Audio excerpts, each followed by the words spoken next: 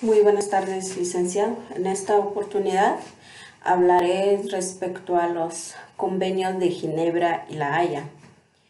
En gran medida, el derecho de La Haya y el derecho de Ginebra se unieron a través de una aprobación en la fecha 8 de junio de 1977 de los dos protocolos adicionales a los convenios de Ginebra del 12 de agosto de 1949, que actualizaron y desarrollaron no solo las normas relativas a la protección de las víctimas de la guerra, sino también las que rigen las condiciones de las hostilidades.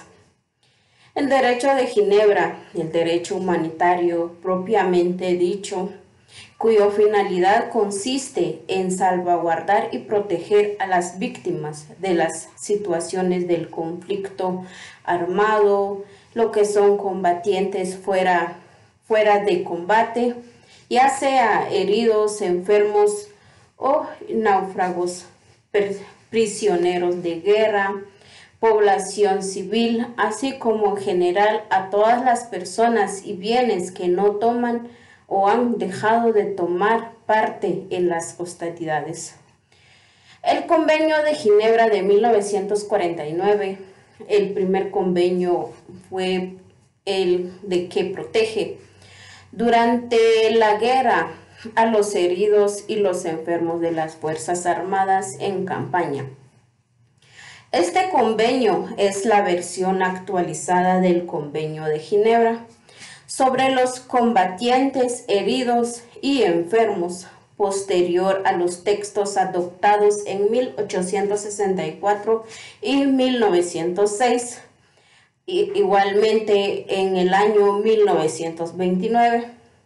Consta de 64 artículos que establecen que se debe prestar protección a los heridos y los enfermos, también al personal médico y religioso, a las unidades médicas y al transporte médico.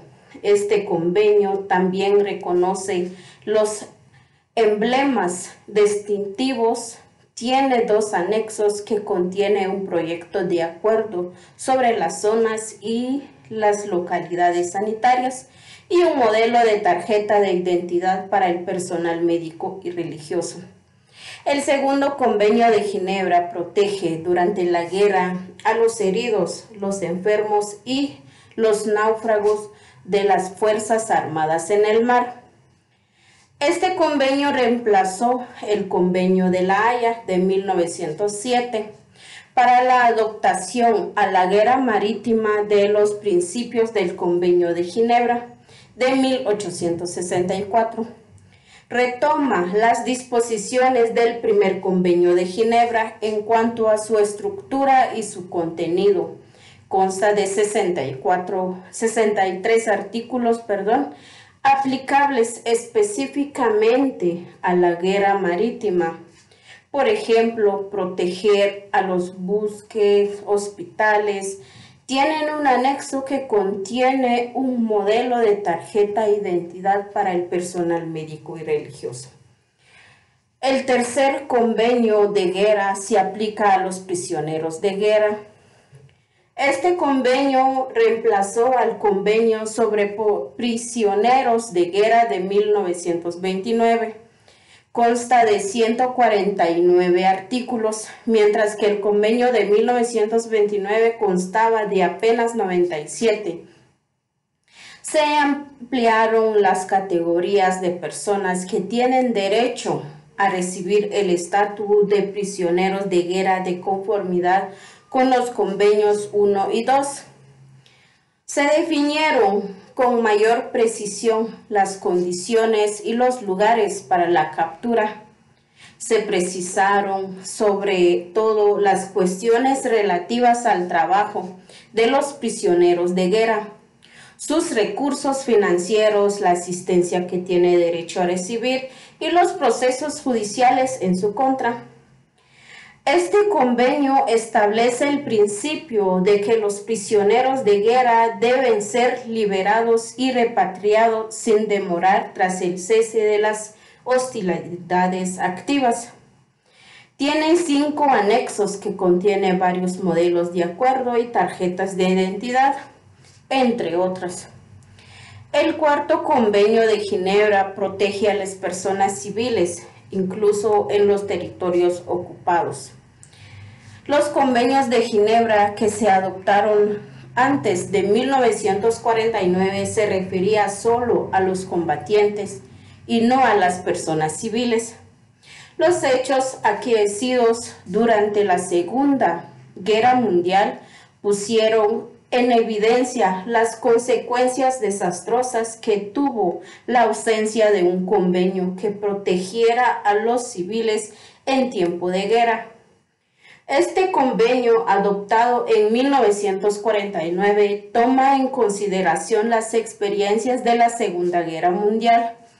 Consta de 159 artículos. Contiene una breve sección por la protección general de la población contra algunas consecuencias de la guerra, sin referirse a la conducción de la hostilidad, las que se tomaron en cuenta más tarde. Los protocolos adicionales de 1977, la mayoría de las normas de este convenio se refería al estatus y al trato que debe darse a las personas protegidas y distinguir entre la situación de los extranjeros en el territorio de una de las partes en conflicto y de los civiles en territorios ocupados.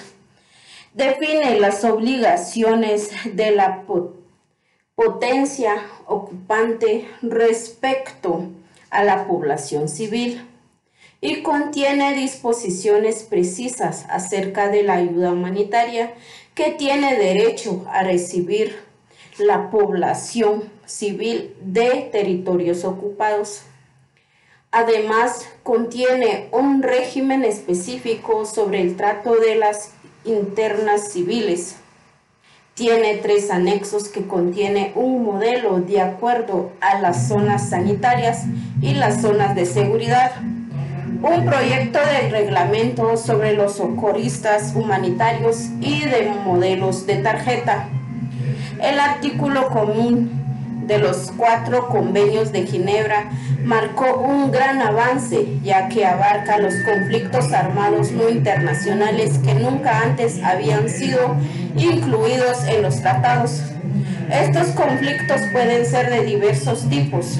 Puede tratarse de guerras civiles, conflictos armados, conflictos internos que se extienden a otros estados y conflictos internos en los que terceros estados o una fuerza internacional intervienen juntos con el gobierno. El Convenio de La Haya es el tratado encargado de preservar y salvaguardar el patrimonio cultural en caso de conflicto bélico a nivel mundial.